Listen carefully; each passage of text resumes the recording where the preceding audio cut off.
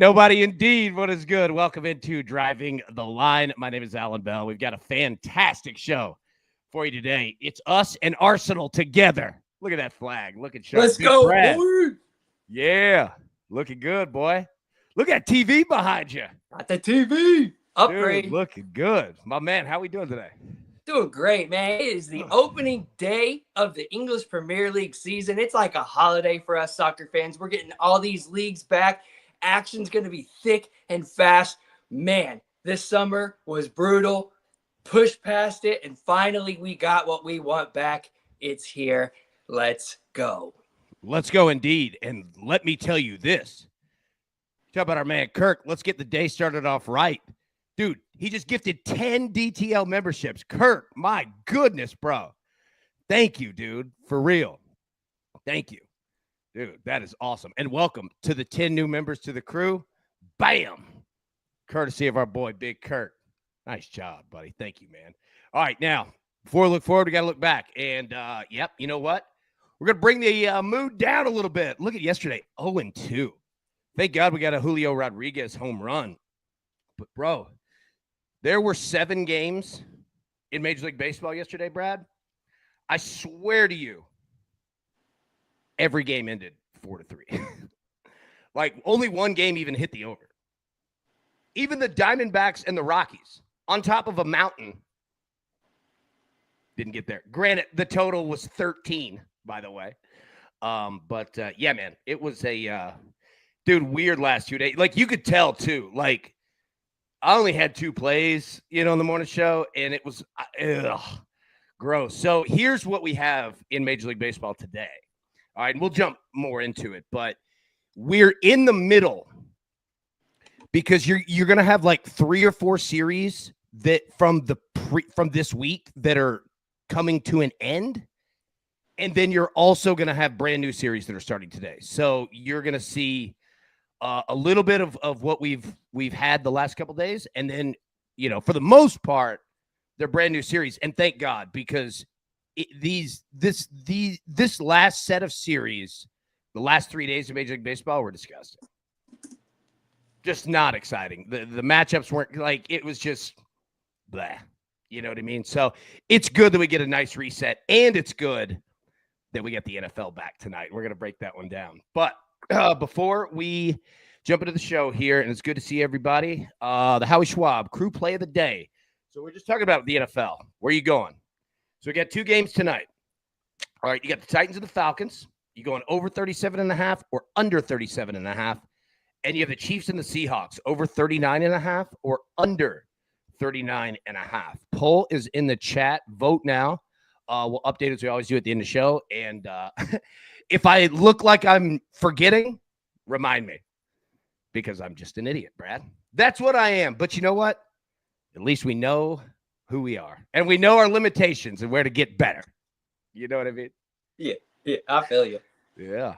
All right, let's jump into it, man, because we got a ton we got to get to. And, dude, speaking of all the new crew members, courtesy of our man Kirk, every Tuesday, crew exclusive, 8 p.m. Eastern. It is just for crew members. We had a ton of fun this week. So to say 3 days ago, all the new members, you can go check that out, and be sure to be here Tuesdays, 8 p.m. Eastern. It's a ton of fun, and welcome into the crew. So Big Kirk, thank you again. Okay. Brad, it's Friday. We need to have some fun. All right, we're shaking off the last 2 days of Major League Baseball. It was disgusting, and you know what? Wasn't our fault. We did our jobs. Them boys didn't come out to hit. It's tough to blame them. You know what I mean? Major League Baseball is hard sometimes, but all that stops today. Let's get the picks.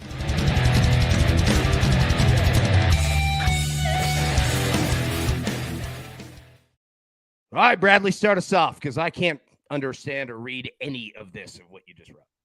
Man, this one is a toughie, AB. A real toughie. But we're headed to the top flight of Polish football, the Poland Ekstraklasa. We're in a matchup between Zagłębie versus Lechia Gdańsk, which Glechia is that team we tailed on Monday. We're looking for 3 goals for a half cash, 4 for a full with that over 2.75. And Zagwembe, where's the M? I don't know, but it's pronounced that way.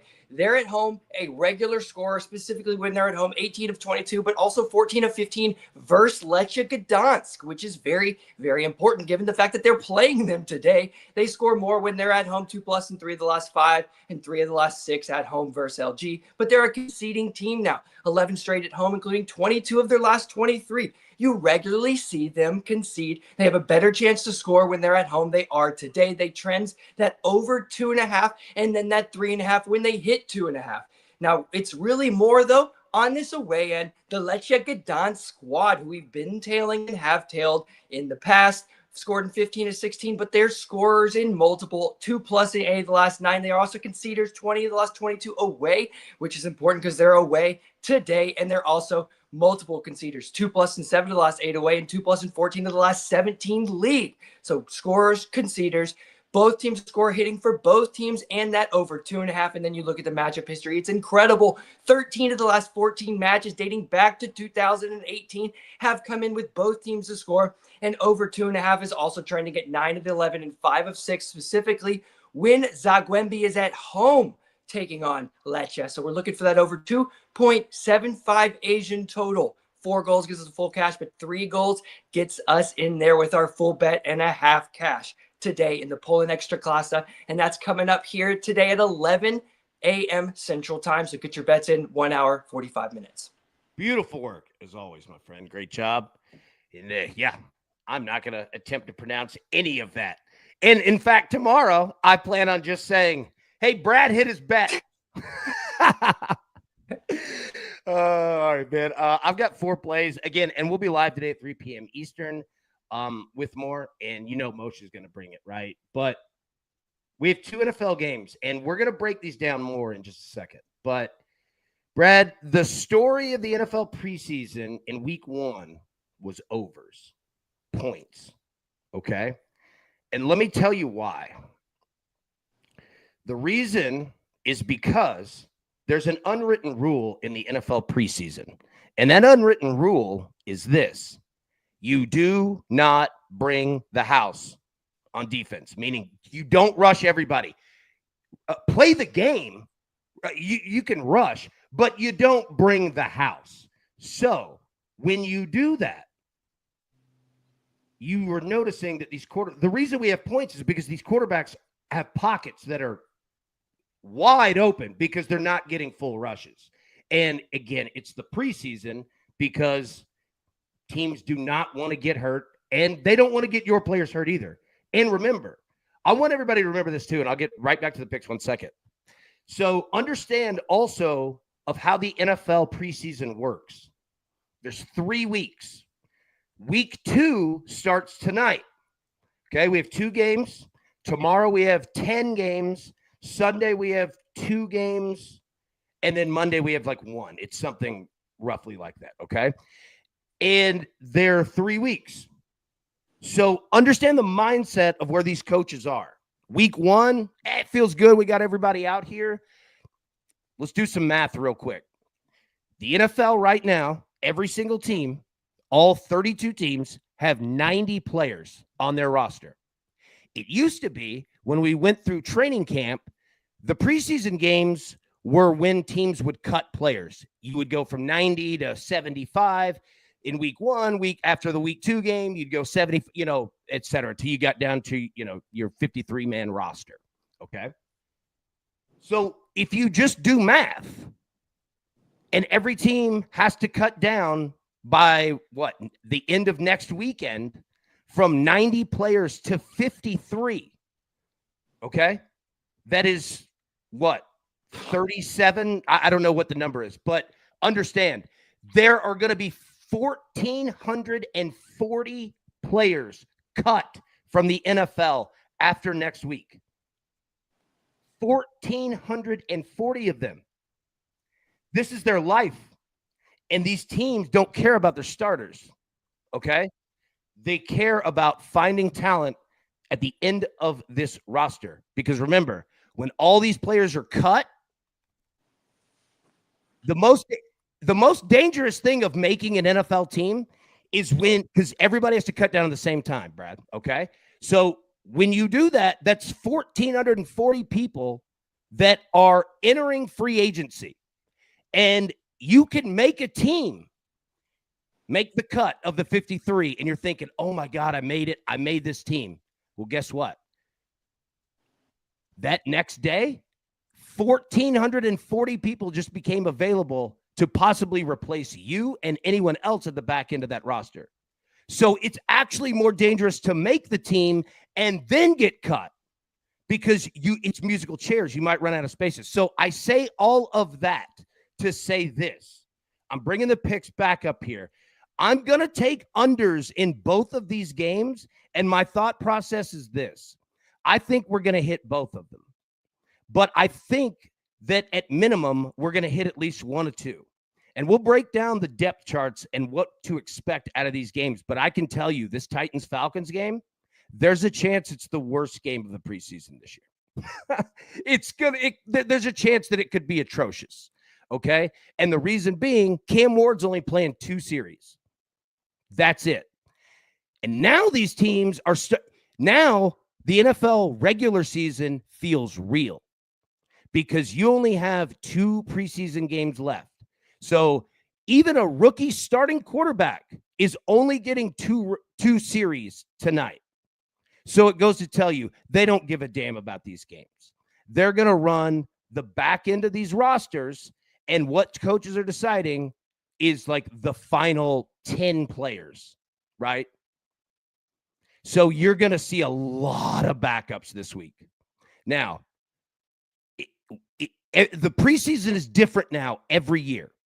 So we also have to be careful because it doesn't translate now year over year because it's different.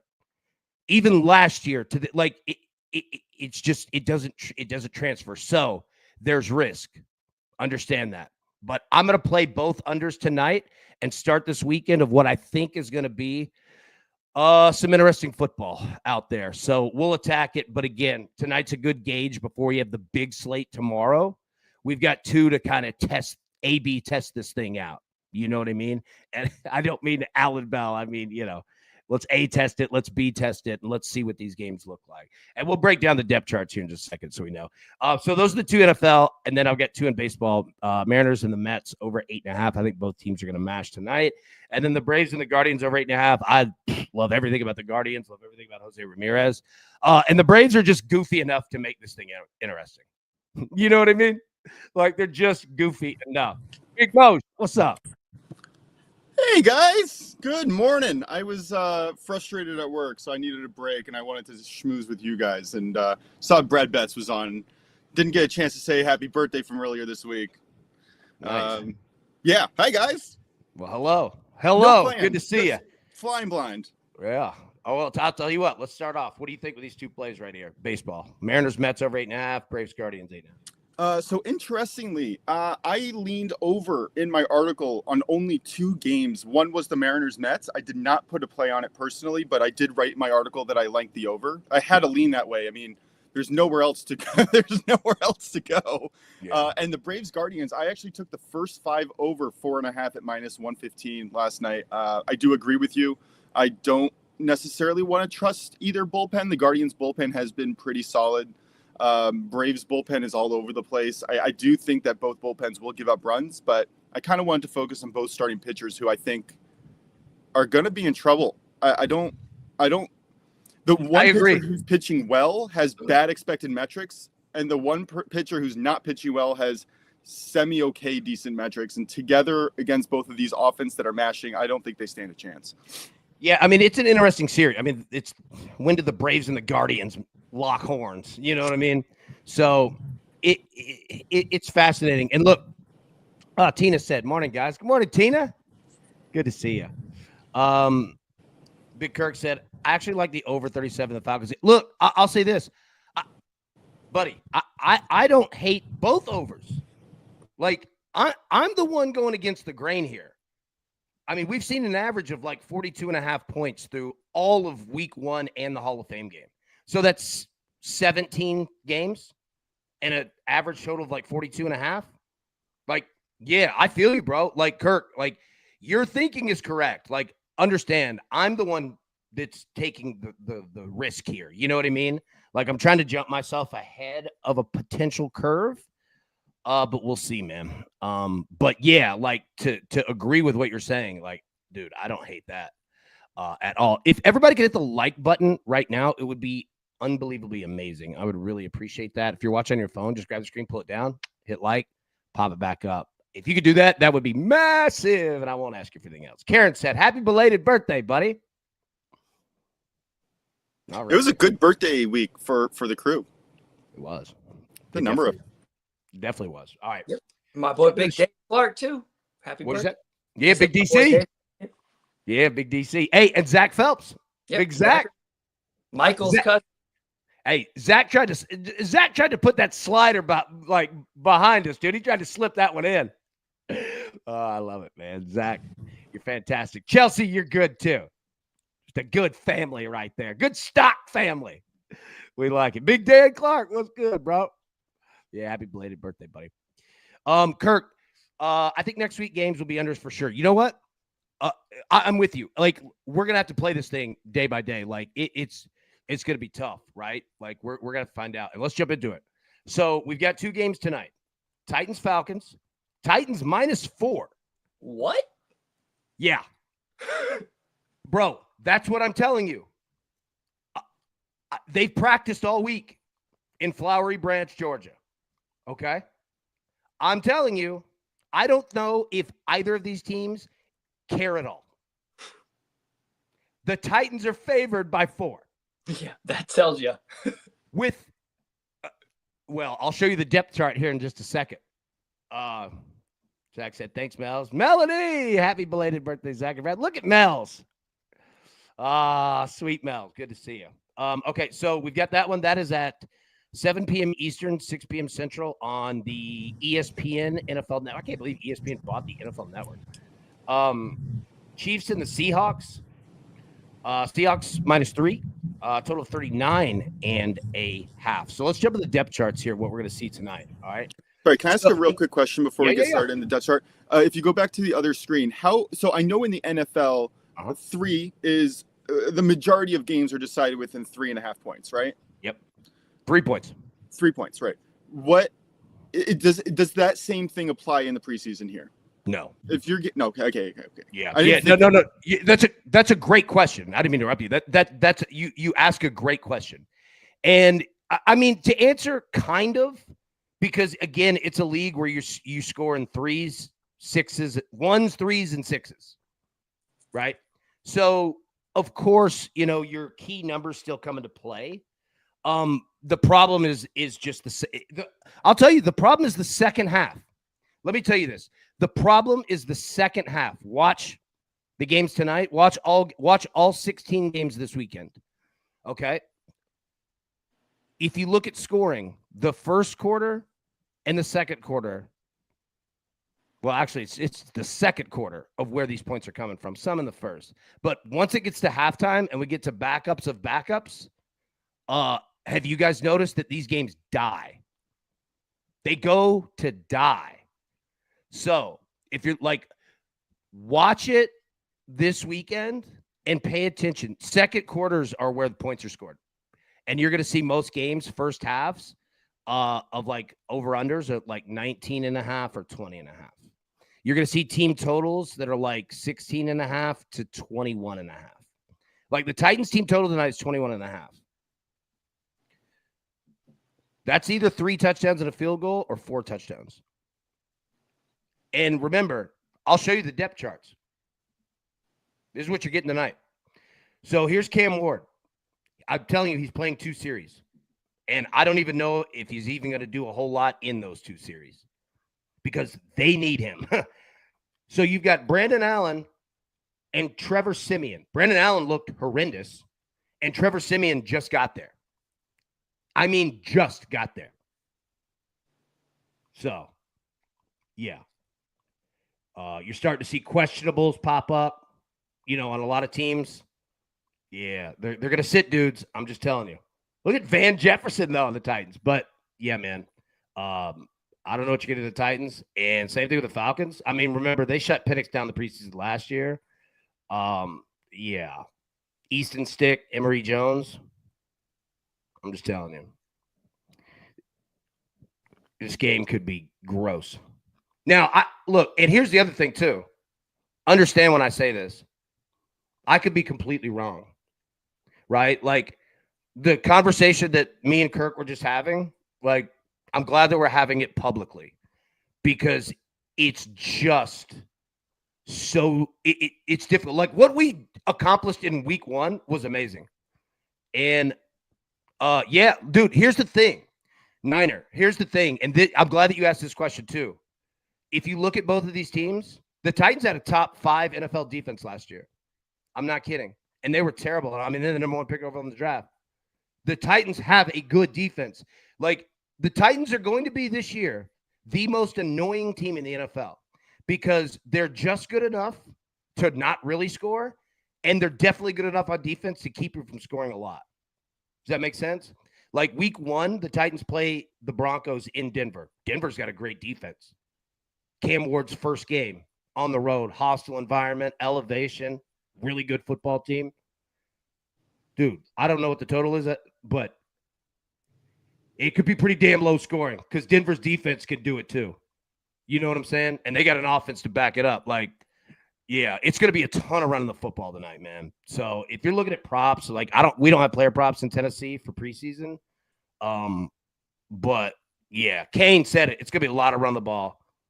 It's going to be so vanilla for sure, man. For sure. All right. So the next set of depth charts here. So that was game 1. Game 2, Chiefs and the Seahawks. Now, you're not going to get Mahomes, but look at that backup number 2, Gardner Minshew, baby. We get Minshew Mania and Bailey Zappi. So the Chiefs, this game's going to be pretty fun. Now, on the other side, you got Darnold, Drew Lock, and Jalen Monroe. You're going to see a lot of Jalen Monroe. And I'm just going to be honest. I'm not the biggest Jalen Monroe guy in the world. I don't know how he's going to do. It's all going to be about that reaction time. Yeah. I mean, look, Seattle has great coaches, and they're bringing that Ravens flavor. But I don't know. Got to let that guy cook as a backup for 3 years, just like Green Bay does. If you want to look at a program that's figured out how to bring up college players into the NFL, that's how you do it. Don't throw them into the fire. Yeah. And he's stuck behind, anyway. So Darnold, I wouldn't expect much of Darnold, if at all. But like Drew Lock, Jalen Monroe, that's what you're going to get. So that's why I say, man, like, look, understand, I'm taking a shot on these unders because quite frankly, like, I'm gambling. We're gambling on the NFL tonight because there's just no telling. You know what I mean? So if you're going to gamble, the under is always the way to go for the most part. I got to say, like, if you're going to say, I have a feeling that the books include people's innate want to bet overs, and that is probably padded into the number. I have had some significant success trying to target unders in all sports, and they've more than half the time are coming through on a 50-50 type of bet. I like that. Yeah. I mean, there's just so many more ways for an under to hit than an over. But again, understand, look, I could say all of this, and it could be the right plays. And, I'm not saying teams don't care in the preseason. I'm not saying that. Trust me, they do. But trust me, they're looking at different things. And, I mean, I could lay out all good facts here of why the under is a great play, and it's 24-24 in both games because it can go the opposite way too.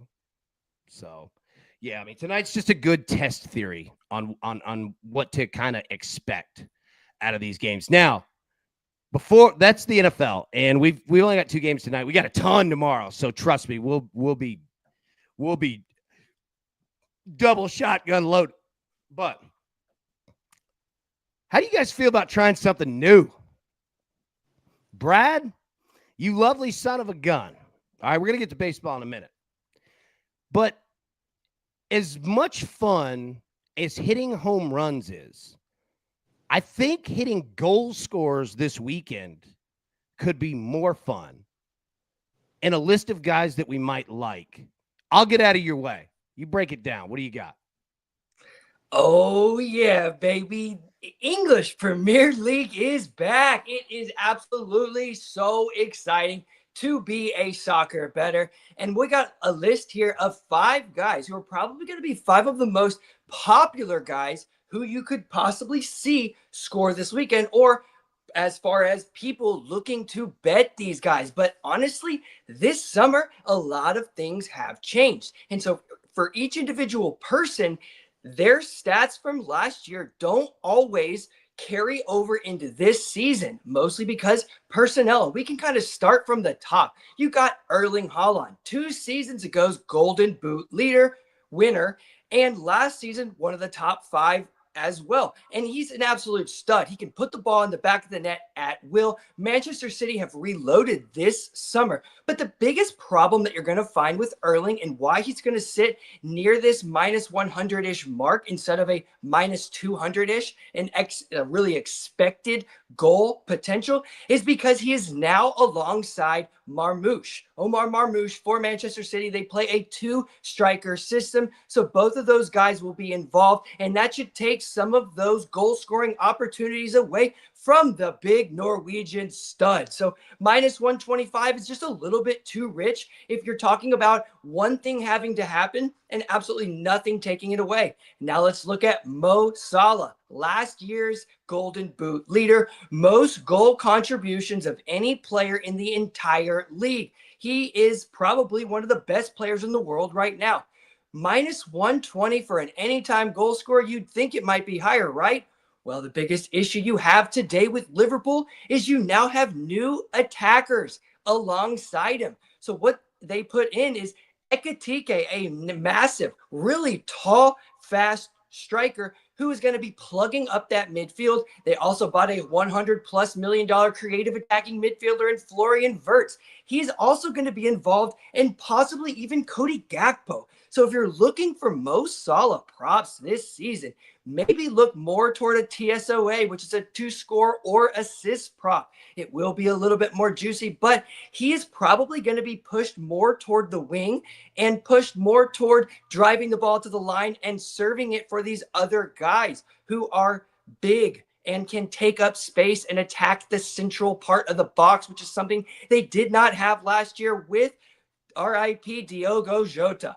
Next, we're going to go to look at the new striker of my Gooners. You got Victor Gyökeres, the #1 goal scorer in the entire world last season, coming over from Sporting over in Portugal. This man does the Bane celebration. It's going to be absolutely lit to see him score. The one thing that you really are going to like more than most of these people on the list at Victor Gyökeres with this plus 135 is there's not really a challenger within this Arsenal team to take goals away from him. They will be stuffing the ball to him in the central part. They will be creating, taking the ball to the line with Bukayo Saka and Gabriel Martinelli and creating space for this new huge money signing for the Gooners. In this list, this is probably your best pick this weekend for a plus 135 goal scorer in the EPL. Next, Joao Pedro. You've got this man coming over from Brighton to Chelsea. I have him on this list because I think he could be the most underrated attacking player in the English Premier League this season. An absolute stud. And the Chelsea system really fits him well because he's going to be that only central striker. You're going to have Cole Palmer out there on the wing with Pedro Neto serving balls. A lot of people are going to be wanting to look at Cole Palmer of Chelsea, but I would rather look at Joao Pedro. Cole Palmer is going to be that creator and that server. Yeah, he's going to have opportunities, but Joao Pedro is a clinical finisher and he's going to lead the line. The one issue you have with Joao Pedro is they also bought a backup striker coming over from Ipswich. So that's the one thing. If there is any hang up here with Joao Pedro, it's those 2 other players who are going to be in the mix. It's the backup striker, Liam, as well as Cole Palmer out there on the wing. And Cole Palmer, like a number of other people, are going to be taking your penalty kicks. So if you're taking the penalty kick, if Joao Pedro's in the box and gets fouled, he doesn't even get to take it and finish off his own chance. So that's why Cole Palmer is a decent look as well. But Joao Pedro, absolute stud, name to watch. And then next, Ollie Watkins. Out of this list, he's the one you might not have heard of the most. He is now going to be the central striker, the focus point after Jean Duran left over to Saudi Arabia.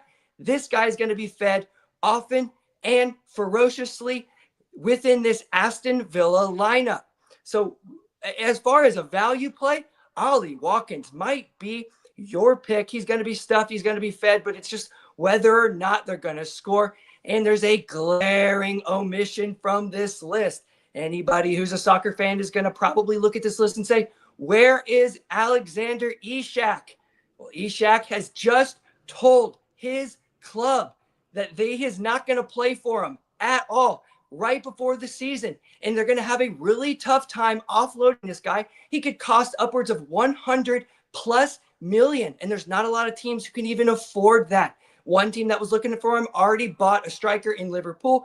So Alexander Isak and Newcastle, that might be a team I would look to avoid. A couple other names real quick. Chris Wood, be careful. Chris Wood was top on the list last season in the top 5, but they have just bought a new striker in Igor Jesus over at Nottingham Forest. So his attacking numbers will come down, as well as a number of other guys like Brian Mbeumo and Johan Visa from Brentford. Mbeumo went over to United. He's in a convoluted spot. The same with Mateo Cunha from Wolves. He's now at Manchester United, as well as Benjamin Sesko from RB Leipzig. There's a lot of convolution in these attacking units. Nothing is set up yet. So if I'm looking at goal scorers, maybe I look at the TSOA market. Maybe I don't play it at all, or look for ones who should have ample opportunity without as much competition within their own team, as well as a good matchup. I'd look at Victor Gyökeres at plus 135. Bam! Get you some of that. What other show is lining that up? Dude, number one, excellent job. Number two, dude, everybody was saying this is like Brad's speaking another language out here, baby. Just absolutely smoking it. Dude, that was awesome, man. Well freaking done, buddy. Take you a breather. You've absolutely earned that one. Moshe. AB, who's your pick on that list? Who am I going with? Well, yeah. Okay. So the question I know I'm going with. The question is, how the hell do you pronounce his first name again? How did you say it, Pedro? How do you pronounce the first name? Joao Pedro. I'm putting it on lock. When does he play? Joao Pedro plays tomorrow morning. He plays for tomorrow. Yeah, morning. He plays for Chelsea, and he's going to be taking on the. Oh my gosh, I just blanked. Atalanta, the hot boys. Remember, it's going to be a good matchup, but he should be fed. He's going to be super, super hungry. I like it. Moshe, where are you going? Yeah, I'm going with Mo Salah here. He has a great matchup. Liverpool's going to score multiple goals here. I mean, the chances that he doesn't score one of those goals I think is very slim, and I think it's totally worth the minus 120 number here. King Mo. Golden Boot leader last. Yeah, and it's Mo betting on Mo. Mo. I'll tell you what, dude. You know what? I'm a big fan of just running things back.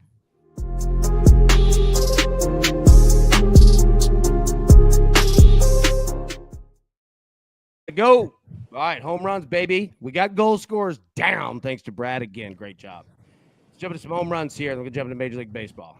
Aaron Judge, plus 215. Kyle Schwarber, plus 235. Corbin Carroll, plus 250. Cal Raleigh, plus 265. Manny Machado, pictured there. God, I love that Padres uniform. I know some people don't. Dude, that thing is clean, man. Manny Machado, plus 350. Now, let me say this. Today is a day where we could have had 2 lists of 5 guys. Shohei Ohtani, not listed, is there.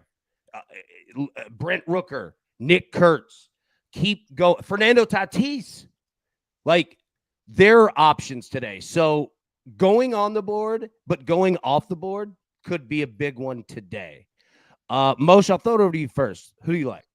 So I will say, in conjunction with what you just said, I had the most amount of A-rated plays in my home run props today. And my favorite's not even on the board right now, even though Machado is a fantastic option. I think, all these guys are just studs.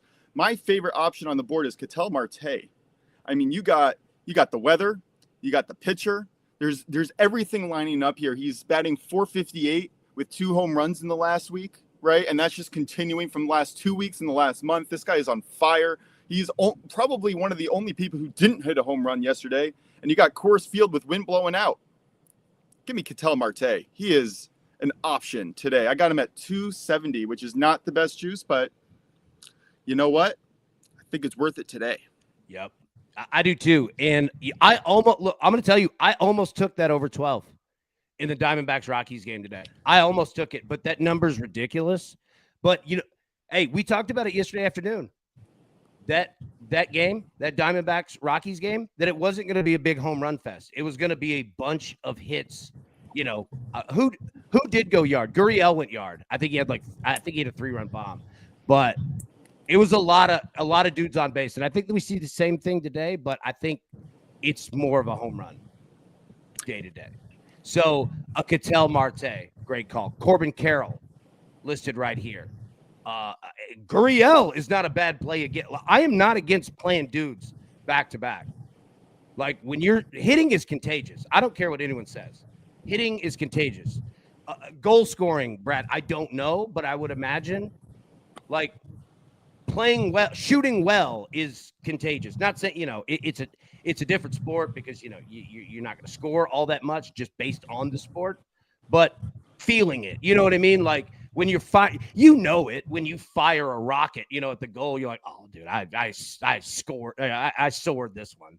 It's going to fly over the goal. You know what I mean? But when you're on target, it's you could probably feel that too, I would imagine. I think it's even more in football. It's hard for me to go back and forth, but I think that your feeling and your energy works for the team so much more in soccer than it does in baseball, because all it takes in baseball is one person to strike out and you're dead. In soccer, you control the ball, and if the other team is just running frantically trying to knock the ball away from you, you can just put them in a pit that they can't climb out of, and that energy moves through the game very powerfully. Like, it's noticeable when you're watching soccer and how the shifts of energy are moving. And I'm sorry, Brad, you're the soccer expert here, but like, it's so much fun watching that shift. I'm going to turn the camera off. I'm going to hand the soccer over to Moshe. That's a great explanation.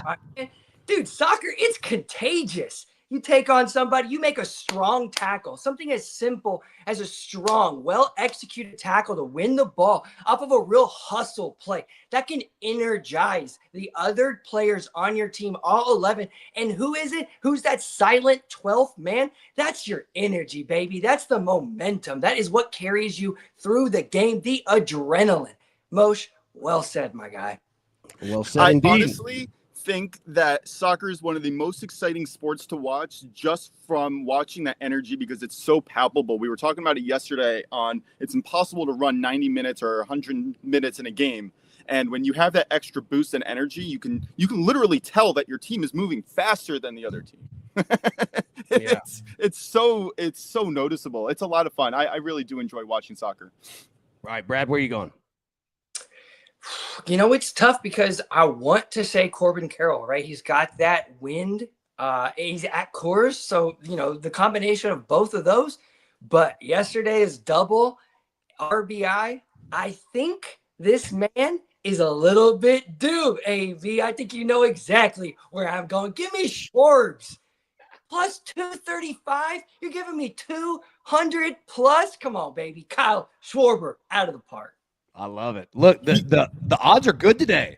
Yesterday they were terrible. Like yesterday. You know what yesterday was? Yesterday was a winning tax. Like there's just days where everything comes to a grinding halt, and that was it. But I think that it ends, and I think we've got good numbers here, man. All right, so you're going Schwarber. Wait, hold on. Schwarber missed a home run by less than a foot yesterday. Yeah. Like, he was there, and the announcer said it.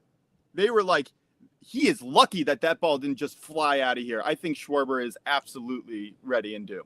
All right, so you're both going Schwarbs? Oh, no, I'm still on Ketel Marte. I mean, okay. Just on the price difference, I feel like it's worth it. But like, I'm going to sprinkle on Schwarber too now. Yeah. I'm going Corbin Carroll. I absolutely love Corbin Carroll today. I love Manny Machado too, and we're going to get into the analytics here in a second. All these guys are live. Let me just tell you this. All of them are live. But I like Corbin Carroll. I'm going to go plus 250. I think that they could absolutely smash today. So, yeah, I'm going to go with Corbin Carroll. All right. Time to talk a little weather, boys.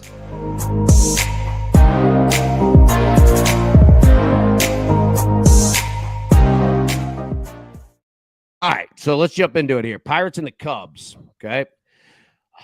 I don't know what you're going to get run-wise out of these teams, even if it's perfect, but you've got 85 degrees, feels like 88, so you've got about 71% humidity here, no rain, 5.5 miles an hour blowing out to left field. So this doesn't look like it's anything to write home about, and, I mean, it's kind of mid, but it's not. This is actually pretty damn good. Problem is I just don't know what you're getting out of these teams, and especially the Cubs. They're just not scoring a lot of runs right now, man. Brewers and the Reds. 88 degrees, feels like 93 in Cincinnati. Humid, man, 75%. No percent rain. 1.9 miles an hour blowing out to right center, but that's really nothing. So, again, I mean, this is solid, man. Great weather here. Where are you going in this game, by the way? Sorry, the Brewers game. I was confused because the Reds just played spoiler to the Phillies, and the Brewers are on quite a roll. But are they hotter than the Phillies were during that time, during that little stretch over there? The Brewers, they're playing great, man. Like, when I look at this game,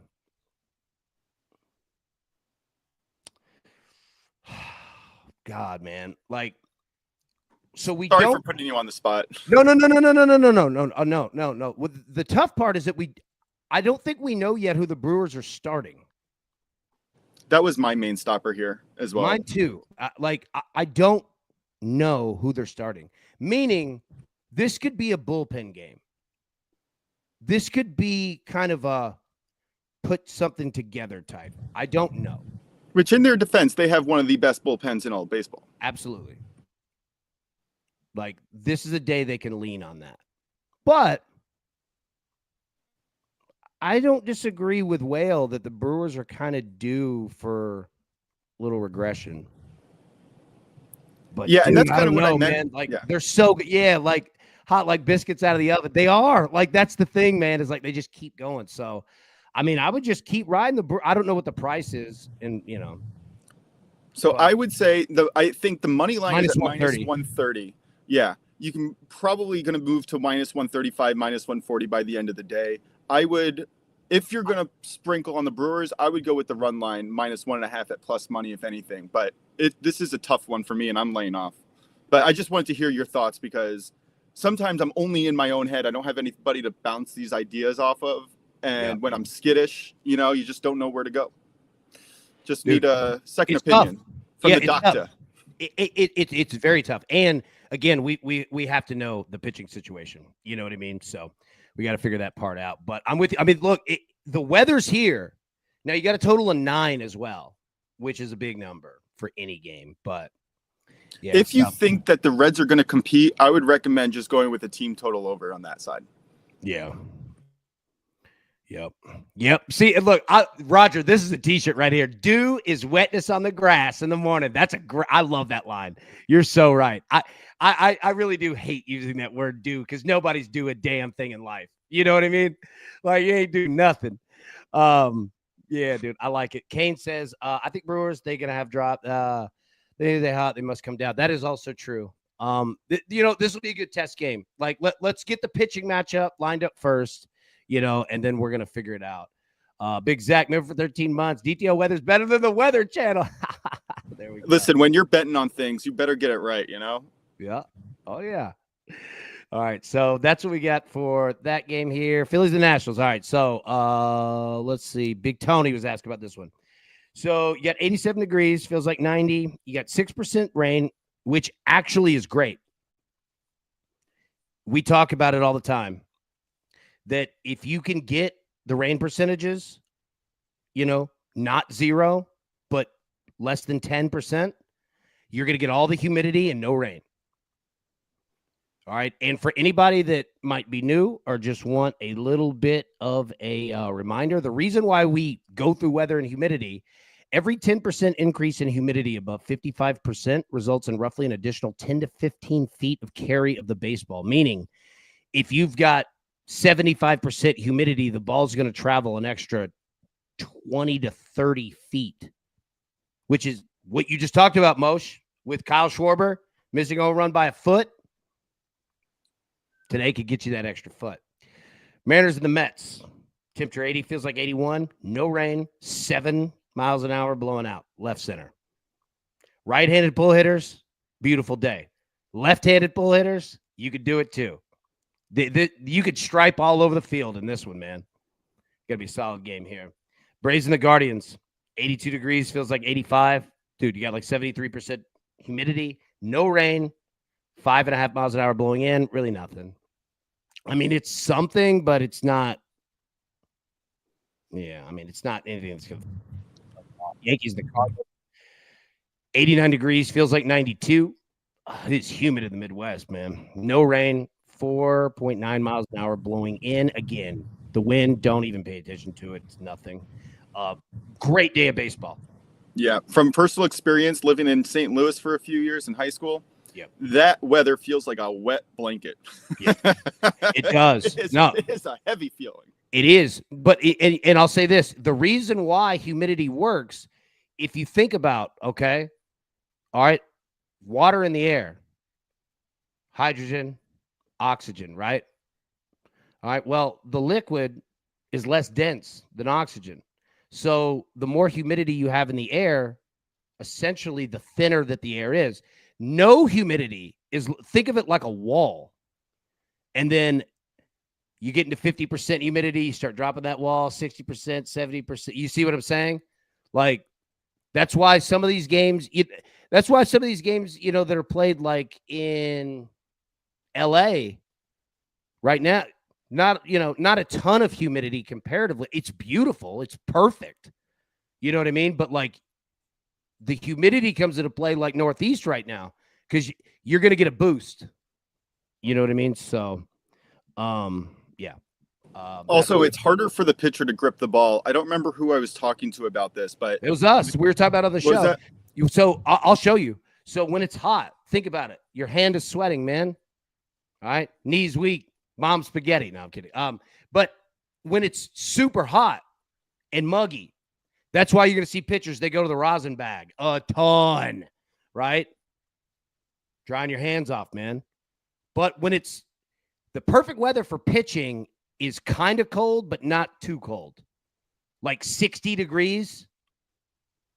Like, that's why, like, when the playoffs come in Major League Baseball, before it gets, we've seen some Yankees, World Series where it's 25 degrees outside, right? Like, because it's getting cold. It's almost November. That's a little too cold grip-wise. But you get those cold, 55, 60. Think about it. When it's cold, you can go out, you can grab a rock, You could feel every piece of it, but when it's wet, your hand, So there you go. Yeah, Moshe, you're right on that one. All right, so Yankees, Cardinals, there we go. Diamondbacks, Rockies, 87 degrees, feels like 85. Look, I'm telling you, this is actually great humidity. Like, you get the altitude, you don't necessarily get the humidity out in the west, right? But this is pretty good. No rain, 7 miles an hour blowing. Look at this wind, though. The wind is crazy. 7 miles an hour blowing out to left center in the first 3 innings, roughly. All right. The second set of 3 innings, 7.5 miles an hour blowing in. And then almost 10 miles an hour blowing in. So get those home runs early. Get the home runs early. Get the hits and the base runners late. Angels and the Athletics. I mean, this is great weather. 89 degrees, feels like 89, not a chance of rain, and 11 miles an hour blowing out. Angels and the A's might have a game today. I don't know what your model says, Mosh, but this could be a solid day. Raising the Giants, again, look at this, 67 degrees, feels like 64, no rain, 11 miles an hour blowing straight out. But remember that park, the wind is not always helping, even when it's big like that. So that park can eat home runs. But speaking of those, man, let's jump into it. Yeah, I've had to learn my lesson there too.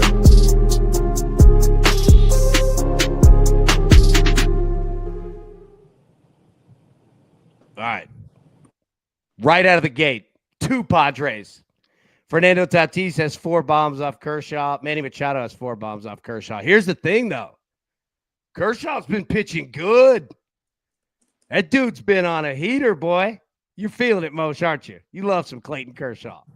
I'm actually on the other side here. I took the Padres at plus 160 on the money line here at a half a unit, just because you're talking about, this is for all the marbles here. I think Padres think that they need to win this game or give up the division. And I think they're going to come out firing. I think plus 160 is just too big. Clayton Kershaw's due to regress negatively. Give me the Padres. Yep, indeed. Zach said it best here. Smash that like button, man. That'd be great if you guys could do that. If you're watching on your phone, just grab a screen, pull it down, hit like, pop right back up, man. We really appreciate it. It does help a ton, I promise. I know it's annoying and you hear it from every show, but you hear it because there's a reason it works. Josh Bell, he's got 4 home runs. Dude, a couple twins out of the gate here, too. Big Andy Pages, man. He's got 2. Vasquez, Paul DeJong. Dude, that's 3 twins. Jeff McNeil, Jock Peterson, Nick Castellanos, Pray for the World, Luis Garcia Jr., another twin. Brian Reynolds. Dude, twins kind of popping up a little bit here, man. Bryce Terang, he's got 1. James Wood has 1. Again. You got Nationals and Twins up here, right? Like, you got a lot of Nationals. A lot of them. I'm sorry, I was saying the wrong team. Yeah. Castellano is cold lately. Yeah. JT Real Muto isn't, though. Not that he's on the list, but I'm just going through favorite Phillies here. I'm in Philly, so all I hear is Philly talk. Yeah. Dude, I kept saying the Twins. I meant the Nationals. Like, I kept getting the logos mixed up. Oh, yeah. I stayed away from this game because a lot of Nationals. Yeah. Historicals here. Yeah. This is a scary game from both sides. Dude, it could get wild. Ryan McMahon for the Yankees got 1. Look at the Tigers at the bottom. Carpenter's got 1. McKinstry's got 1. Torkelson's got 1.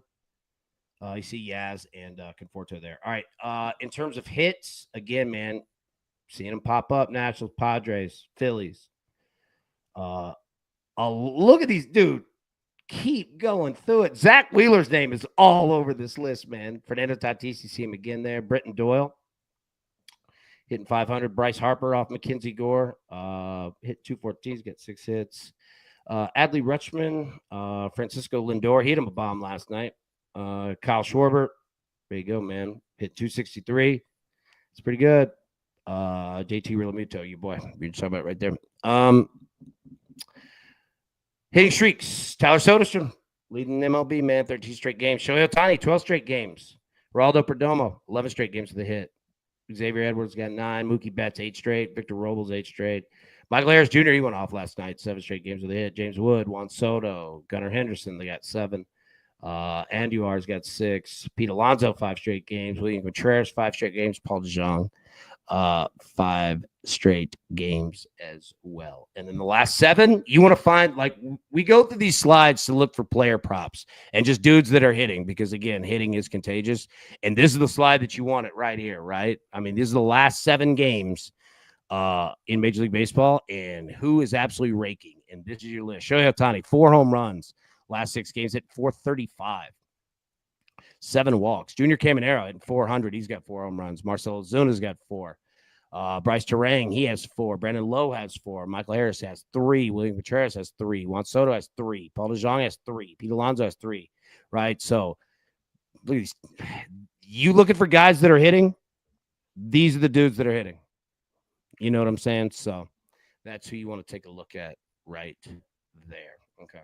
All right, let's get back to our picks here. Brad, start us off because there's just not a chance on planet Earth that I could pronounce either of these teams. I was going to see if Moshe wanted to take a stab at this first one. There's just no way. I mean, who puts an M in this Polish word? I would try.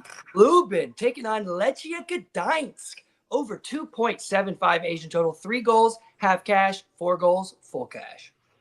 Moshe, what were you saying? I would say I would try. I would bungle it badly, but I would love to try. Let it rip. No, it's too late. You already did it. I can't bumble it after he said it correctly. It's just too much of a risk. It's true. It's a lose-lose. It's like trying to fight, but my when you're in high school, it's like I think it's a movie or something like that. And the guy, this girl's trying to beat up this guy, and the guy goes to his dad. He's like, "What do I do?" He's like, "It's a lose-lose situation. You're either going to get beat up by a girl or you beat up a girl. Either way." Yeah, it is yeah. And I'm sorry if that's not PC or whatever, but like just the example, it's just not a great situation you want to be in. Hey, no, it's not. Hey, and let me handle that part right there on the PC part. Let me say, no. I'm glad that you said that because I want to say this for everybody. People have gone crazy with political, like with PC. We all knew you weren't talking about anything like real life. You know what I mean? But like the fact that you felt like that you needed to say it, like it's respectful for sure. You know what I mean? But it's like, no, we got it. Yeah, you always got to make sure that everyone feels comfortable, even if, and I never mean anything disrespectful or mean-spirited. I'm always going to usually be on the fun side of things, even if I, have sarcastic comments in the middle. Hey, even college coaches right now can't figure out how to give press conferences. Shout out to that was a college football player who talked about the Wolf of Wall Street and throwing little people. Don't think that that's probably the greatest way to discuss your coaching style in an interview that goes out to millions of people. So maybe lock that one up. Throw that one away and let's look for something a little bit more PC. I'm not a PC guy, but maybe that wasn't the right call. Yeah. Oh, no. Like, I'm with you. Like, dude, the NCAA just gave Jim Harbaugh an 8-year show cause, basically a ban. Not that he was going to college football anyway, but they just hit him with a damn 8-year show cause. All right. All right. Wait, hold on. Okay, you don't have to hold on, but I have been on the show now for almost an hour, and I have yet to give out a pick. I have like 50. Come on. All right, hold on.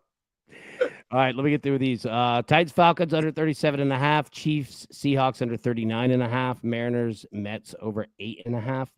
Braves, Guardians over 8.5. All right, Moshe, give us one. What do you got? Give us two. All right, I'll give you my 2 favorite on the slate here. These are the ones that I gave out last night. Give me the Red Sox -1.5 here. I really think that they are going to come out smashing. Oh man, I'm on the wrong page. But anyway, Lucas Giolito. I don't have the stats in front of me. I'll go over it later. Hold on. Moshe, stop the show to give out 2 picks. All right, then immediately I'm off my page. I don't know. There we are. All right, Lucas Giolito here. He has only given up more than 2 runs. Oh, sorry, more than 1 run in his last 11 against 4 teams. All teams, elite offenses. One of those starts was only 2 runs. He is going to have, and he has been having much better metrics. I think he's on the road to success here. I absolutely love him. If there's one pitcher in that game, it's going to be him to come out on top. Sandy Alcantara has just been atrocious. And you're going to give me the Red Sox at home in that great hitting environment against Sandy Alcantara. Give me the Red Sox all day on the run line. And the next one is really, we're just going right back to the well here. We're going to take the Diamondbacks team total over 5.5, parlayed with the money line. I don't think I have to say much on this. Diamondbacks are just going to smash once again. What's the juice on that? I got it at -120. For team total over 5.5 and the money line, correct? Yep. I don't mind going on the run line either. I don't mind taking the team total over the first half of the game. Do whatever you need to do to get that juice down. The Diamondbacks are going to smash. Smash.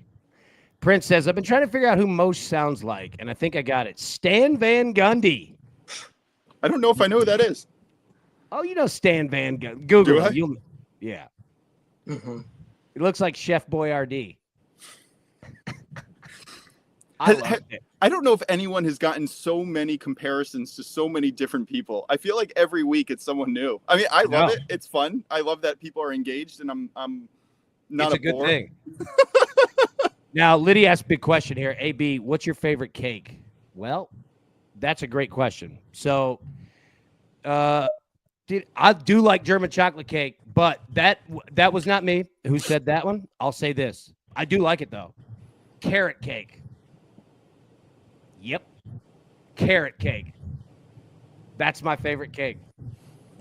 Boy, you could line up an entire carrot cake, and I'll blast that thing in 5 minutes.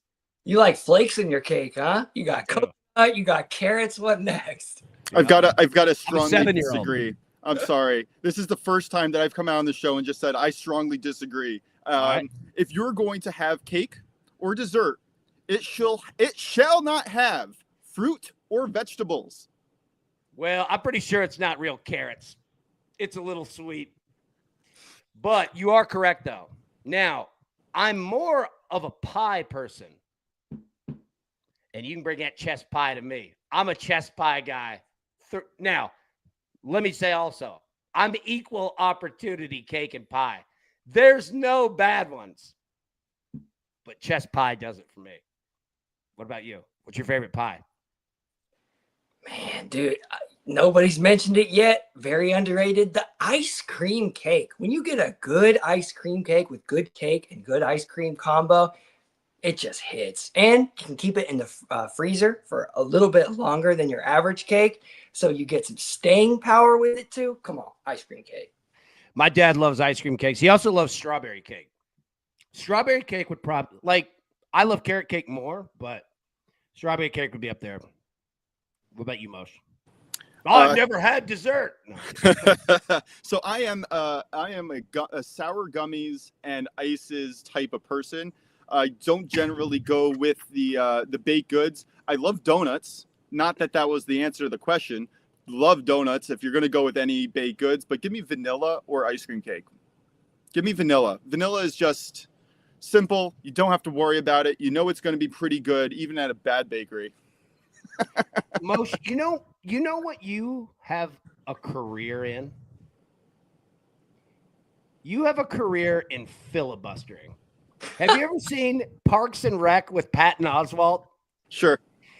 You could take a simple question and you could stretch it out. Oh, yeah. My brain works on ideas connected to ideas. I'm terrible with timelines. I'm terrible with scheduling. I am great with connecting random ideas that make sense to only me. And then if you say something and it rings a bell, my brain's just going to come out and say it. For better or for worse. You were asked your favorite pie. Yeah. And you answered it with your favorite donut and cake. You answered dessert. You answered none of the question and invented 2 new questions. I've got to say, I don't love pie. It's not my favorite. The only time that I really have pie is pumpkin pie with a ton of whipped cream on Thanksgiving. And that's only because it was a tradition that my mom said, you're going to eat this and like it. And eventually I did. Didn't love it always my whole life because I've been a very strong proponent of, I don't like fruit or vegetables in my desserts. The only time you can do that is when it's that fake cherry filling with a ton of crust. Hey, question for you. We mentioned donuts, but we didn't even mention the goat donut. Have you ever had a cronut? Yes. Oh, yes. They're delicious. I have almost every type of donut there is. That is what I search for when I go travel. It might be the goat of all. Like, and I say this seriously, of all desserts. It's salty and sweet. I mean, you could eat 1,000 of them. Incredible. That tiny little bit of filling, just enough to tease you. Oh, my goodness. They're great. And you know, like going to the donut, like my favorite donut is like the old fashioned, right? Like I could just mash those. And like the cronuts are basically that, but even upgraded more.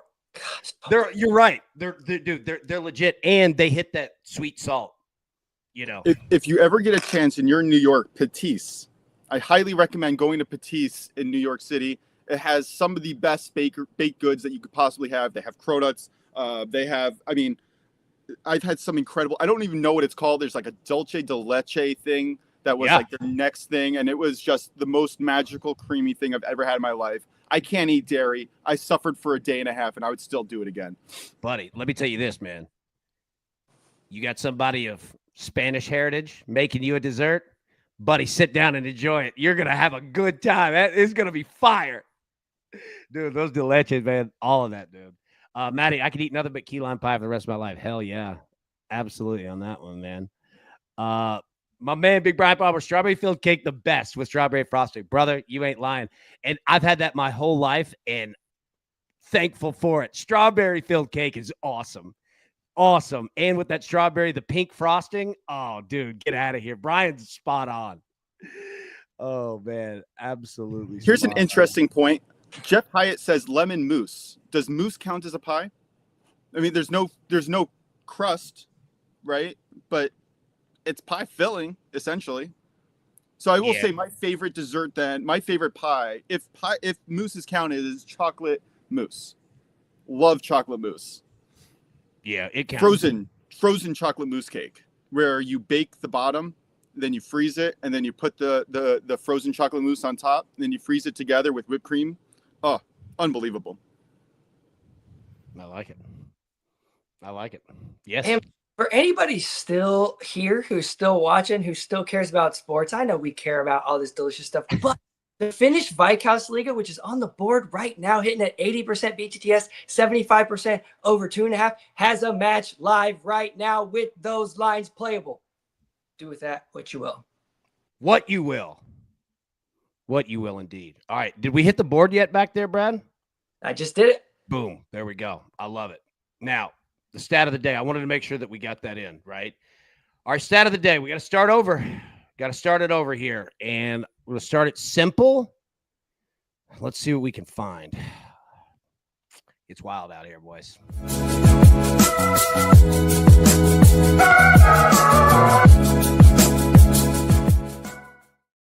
Mosh, this is about as simple as it gets, bro. San Diego Padres have won 7 of the last 8 games. Bring it back to simple. Yeah, can't argue with that. I personally took them at plus 160. Are we kidding me? Like, I know the Dodgers are one of the best teams in baseball on paper, and yes, they've been hitting well, but have they been hitting better than the Padres? No. Has their bullpen been better than the Padres? No. Do they have more star power? Maybe. But in a game of baseball, that doesn't really help you all that much in one game. I think the Padres have the momentum, and I think they're 100% the right play today. Yeah. At 160, at plus 160, this should be. When I was taking a look at my research, and I was going to odds on the game, I would have put it at minus 120 to minus 130 on the Dodgers. So I'd still say the Dodgers should still be maybe favored, but plus 160, that is way too much. It's going to be wild. I mean, look, man, Kershaw's been going. But that doesn't bother me as much. Like, I know. No, that's what I'm saying. Like, he's one day away from getting blasted. But here's the problem. And the Padres have the same problem, too. At any given day, the Dodgers can beat you by 40 runs. And even like Z-Money, the Dodgers are broken. They'll be fine. But it's a long season. And teams are going to go through it. But here's the thing. The Dodgers are going to come out of it. Out of nowhere. That's just how baseball works. And now you're playing, when is it going to happen? Can I give you 2 stats, though, of why I don't like Kershaw? Yeah. In the last month, now, his ERA is really good. It is, right? It's 2.57 in the last month. But his xFIP, right, which is expected fielding independent pitching, which is probably the most accurate form of how a pitcher is actually doing is 436. Compare that to his FIP at 278. Sorry, let me say that again. That was complicated. His fielding independent pitching is at 278, which is great. His xFIP is 436. You don't have to know a lot about those numbers to know that that is a huge jump. And his hard hit rate is at 44% with a strikeout rate at 12.5%. Those are not numbers to get you success in the long term. They just aren't. That means that regression is coming. I really think it's tonight. It's a good point. You want to know a fun fact? You ready for it? There's one player currently playing in Major League Baseball that played with Greg Maddux. Do you know who that player is? I'm going to guess it's Kershaw. Yes. That's how long Kershaw's been doing this. He was teammates with Greg Maddux in 2008 when he was a rookie. Now, teammates, so to say, right? Like, I mean, he was just coming up in the league, but like, they're the same franchise, so I'll give him that one. But I mean, Kershaw's a stud. I look at Kershaw is the Major League Baseball version of Matthew Stafford for me. They're the same, bro. And I love him. Ooh, Rich Hill, he might be too. Rich Hill Z-Money came with it. Rich Hill might be there too. Nice. That's why I love this crew, dude. That's why I absolutely love it. But yeah, Clayton Kershaw and Matthew Stafford, like they kind of remind me of the same like Georgia bro. I don't know you say like Kershaw's not from Georgia, but like they just remind me, man. Are they really? They're best friends too? Nice, dude. Okay, I didn't even know that. All right. Person pick go. No. I used to love those, dude. Go Casa. Congrats if you tell I played in the live chat. Bam. I love it, man. Yeah. Oh, that's right. Yeah, they are Texas dudes. Westlake. Yeah, Westlake Carroll. That's right. They are. I love it, dude. They remind me of the same guy, man. They're awesome. Okay, so we got the stat of the day. Can I address one comment on the chat? Oh yeah, good. Tony, Kershaw K prop is only 3.5. I would still go under there. I think the Padres are way too dangerous. The Padres are, I think, ranked second. They are ranked second over the year in strikeouts and second in the last month, which shows consistency. This is a team that doesn't strike out much, which is not good for someone who only strikes out 11.5% of the batters he faces. Yeah. Z-Money said, I want to play the Padres to win the series. Can't find it, though. Cease, Darvish, and I can't figure the other. Yeah, this is going to be a big game tonight. I'm excited to see it. All right, we'll jump out of here. We've gone an hour and 15 minutes. I don't need to keep everybody this long. Dude, it's going to be a great Friday. Brad, great job, man. I love the new soccer goal scorers. Look forward to that. We're going to do that every Friday, right? Every Friday? Yeah, absolutely. I love it, man. I love it. It's a great idea by you and very helpful, especially for like a novice like me who doesn't know a ton. I love very like easily digestible bets and information like that, So I think it's going to be great, man. Mo, any final thoughts before we get out of here, big dog? The most dangerous words that you can give me, I'm from the government, and I'm here to – I thought you were going Ronald Reagan. Keep going. What do you got? Give me the Astros. I think the Astros are my other full unit play of the day. I took them first 5 win only, right? Money line win only, parlayed with the full game money line. I got that at around minus 125. I think that has great value. I wouldn't want to mess with the run line because of the bullpen issues without Hader, but I think they're good to win this one, and I think they're going to be up by a half. Okay. I like it, man. I like it. Now, the Howie Schwab crew play of the day. We'll hit that, and then we will get out of here. Let's get on with it so you can get done with work. Get your tailgate home, baby. And enjoy the weekend. All right, so 2 plays. Big Tony said AV play of the day. That's why I love you, Tony. You're thinking smart, baby. You know me too well. You are the man. Thank you. All right, Titans-Falcons. Over 37.5 is your winner at 40% of the votes. Going with the over here. So, like I said, man, all the history and data says play the over. I'm going contrarian here. We'll see if it works out or not. But that's your winner. Second place was the Chiefs Seahawks over 39.5, 26%. And again, I get it. Like, even though I'm on the other side, I get it. Everything says score, points are going to get scored. I mean, we've got, 17 games is a decent little sample size, right, of what we're seeing, because it tends to just kind of be the same. So, yeah, anybody playing the overs, I totally get it. I get it. I'm on the contrarian side. Okay. All right, we'll jump out of here, man. Brad, well done. Moshe, well done. Crew, well done. Cake, we're going to eat you today. And no vegetables. Oh, dude, no love for carrot cake. I was surprised by that. Very little. I once went on a Valentine's date with my wife, and we get there, and it was a prepackaged dinner, and they had everything set up for us, and they gave us carrot cake at the end, and I was very disappointed. And I didn't tip, and I didn't pay my bill, and I threw it against the wall. No, I'm kidding. My wife loves it. My wife loves it. She's a smart woman. She is a smart woman. Oh, can I address that one was more a no-lose answer for you. What? Good. Yeah. Can I address one more thing in the chat? Just I saw that people were looking at possibly betting the Padres series line at plus 159. I do like that, but in terms of what's worth it, just bet each game individually on the Padres. You'll get a much better price, and if they win 2 out of 3, you'll at least win. You'll win a lot more. Well, you can approach it how we approach college baseball super regionals.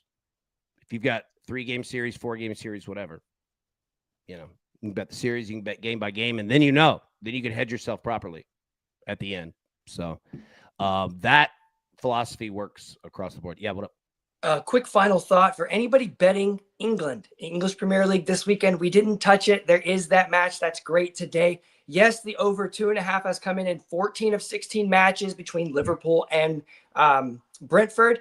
Not Brentford, Bournemouth. And Liverpool scores 3+ goals in about half of their home matches versus Bournemouth. But when you look at first week matches historically, especially last season, not one match went over 3.5 goals. Today's line is 3.5 goals. 3.5 goals has only come in 3 of the 8 matches between the two that went over 2.5. So you're flirting with the number. If you do anything, maybe look live for the over 2.5. Don't go in on any of that 3.5 because history, the historicals say not to. There we go. All right. Sorry, I want to give Brad the last word. I have a question for Brad. Feel free not to answer, but we have a DK promo right here where if the game ends in a tie, you get your money back. I was just going to go with Liverpool because, we got Prince of Picks who just set me on Liverpool yesterday, but that's minus 330. What do you got? What is the best value for that play? Other than that? Yeah, so that's a tough one, right? So the sportsbook is giving you that promo for a reason. Typically, you're not going to get that plus money winner all the time. So just be careful with your decision on that promo. But if I'm going to look at any line, probably I might think about that Aston Villa line around plus 130, plus 140. The draw no bet is a much, much better line. 100%. No doubt. And the reason I'm looking at Villa is mostly a fade on that Newcastle. I spoke about it. Alexander Isak, their best player, center striker, arguably one of the best strikers in the world, will not be playing this weekend. He has already said he will not play for Newcastle again. So that's a big hit. They haven't had time to replace him or do as much planning without him. So there's a good possibility that Liverpool will get the better, Aston Villa will get the better of them. It's just they could play for a tie on that first opening match of the season. And that's why the sportsbook loves that promo. All right. I'm in on Aston Villa, though. I think if it ends in a tie, you get your money back. That's fine with me. I would rather not put 2.5 units down on, Liverpool for 3/4 of a unit. Like it's just not really worth it. But for Aston Villa at plus money, and if they're playing for a tie, you can cash that or you can get your money back. I'll play that. I'm in. Definitely. I wanted to see if Moshe would actually give Brad the last word, and he didn't. Oh, I'm sorry. Gosh darn it. I literally took myself off the screen to test if you would give him the last word, and you absolutely threw in 74 additional words. I can't help it. It's just the words just keep coming. Got a coffee in me, Got a coffee. Now, ask me what my excuse is for the afternoon We're show. not asking you any more questions. We got to get Brad the final word. Brad. What are you eating this weekend? Anything? Oh, we're going to be eating some Red Devil this weekend. Give me the Arsenal, the Gooners. Come on, you Gunners. Victor Gyökeres, anytime goal scorer. Arsenal, 3 points. United, very sad. Sad. And Moshe, I'm just messing with you. You know that. Dude, I love it. It's been a great show today. Everybody, have a wonderful, wonderful Friday. Like we said, Moshe, you here at 3 p.m. Eastern? Yes, sir. Beautiful. Hey, and our man Miguel here is dropping fire in here, man. I can't pronounce that Miguel at all.